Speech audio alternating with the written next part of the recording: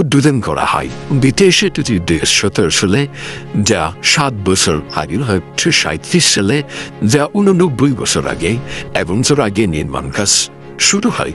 এবং সেতুটি উদ্বোধন এবং দ্বিতীয় সেতুটি ২০১৩ সালে, যা আজ থেকে ১২ বছরে, যা আজ থেকে ৯১ বছর আগে নির্মাণ কাজ শুরু হয়। এতে জানা যায় প্রথম সেতুটি ১৯৩৫ সালে ভৈরব সড়ক সেতু অবস্থিত।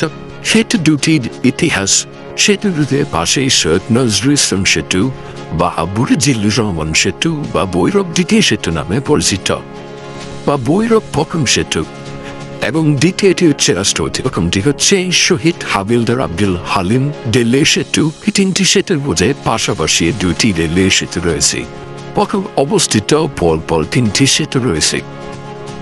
এই মনবাদিয়া জেলা আশুগঞ্জ উপজেলার মাঝে মেঘনা নদীর উপর বাংলাদেশের কিশোরগঞ্জ জেলা ভৈরব উপজেলা ও